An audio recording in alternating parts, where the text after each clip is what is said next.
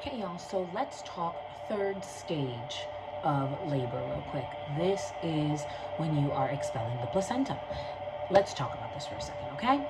Let's talk about baby being born, right? There are two ways that you can manage the third stage of labor. And I say this because most doctors won't tell you that you even have a choice around this. There's two ways. There's the expectant management of the placenta, and then there is the active management of the placenta. The most common method used in hospitals is the active management of the placenta. This is immediate cord clamping, or after like just a minute. They consider that delayed cord clamping, even though that is the minimum that ACOG says you should wait to delay cord clamping, 30 to 60 seconds. And there are often many providers who will tell you, oh no, that's delayed cord clamping, the 1 minute. And they literally will look at the clock and wait for the minute and then clamp the cord and cut it, even though it may still be pulsing. Delayed cord clamping is actually waiting until the cord stops pulsing and is white. Okay, it often is 3 to 5 minutes is actually what ACOG recommends waiting. At least waiting closer to 3 minutes to make sure that all the blood has been transferred to the baby. So 3 to 5 minutes rather than 30 to 60 seconds. Okay, so that's part one. Normally it includes the immediate clamping of the cord and cutting of the cord. And then there is Pitocin given to continue contractions to expel the placenta. And then there is traction on the cord, pulling of the cord to get the placenta out, as well as counter pressure on the uterus to pull it out. Okay? That is active management of the placenta. That is what most hospitals do.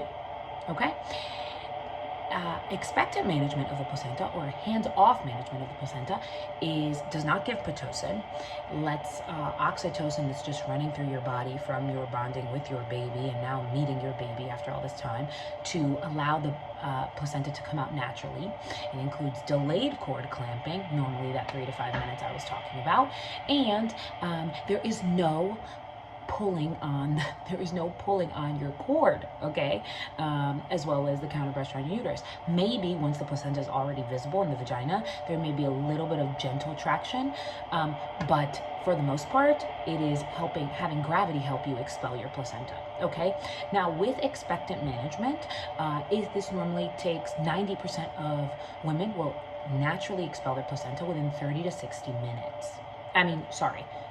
30 to 60 minutes. While with active management, what is most common in hospitals, will normally 90% of women will expel the placenta by 30 minutes. Okay? So let's just be clear here. Let's just be honest and clear. The reason why active management is, now studies will show, ACOG will say that the reason that they actively manage the placenta is because they want to avoid postpartum hemorrhage. Okay?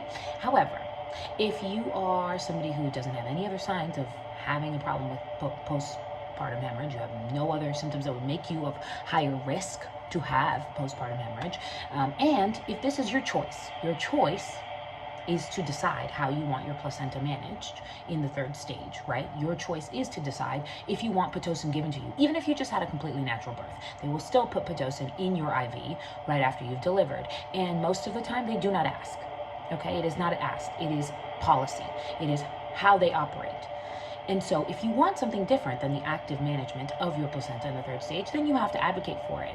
And you have to speak up about it. You have to say it in advance. And you may even during birth need to tell them to not do it again. Okay?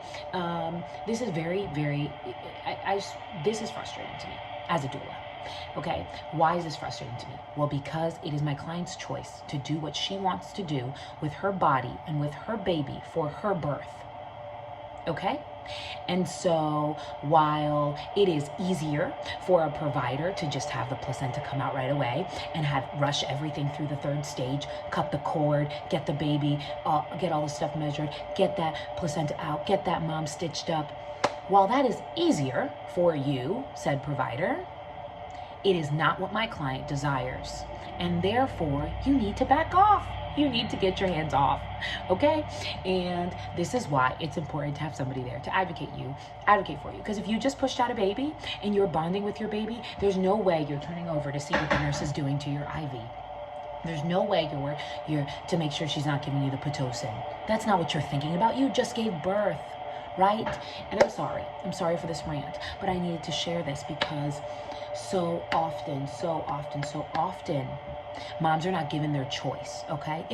Now listen, if you choose that, like, yeah, okay, I don't mind the Pitocin, I don't mind the immediate cord clamping, I don't mind the tugging, I'm good, just take care of it, I'm good, I trust my doctor, I want to go with that option, or I've done my research, I'm good with it, I like the results of that. I do also think it's, you may also think for your own reasons that you want to say, hey, that's what they think would be best to avoid postpartum hemorrhage. I want to go with that. Given the studies, given the research, given the evidence, given the option, and given the information to make your own decision, you can choose whichever way. I'm totally for that. However, I believe that every mom should have the option. And if she chooses to go against what her doctor recommends, that's her right. Okay? That's her right.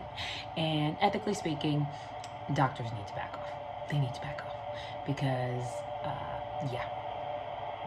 it's not your body. It's not your birth. It's not your baby. And so the only one who has to live with the consequences of the decisions that they make is that mother. Okay? So therefore, she should be allowed to make her own decisions. All right. I'm going to leave that there. Okay? Mamas, do your research. Figure out how you would like the third stage of labor managed. You probably didn't even know you had choices around it because it's normally not presented to you. Figure out what you want. Talk to your provider about it and know that regardless of what they say, the choice is still ultimately yours. Okay? All right. I'm going to leave that there.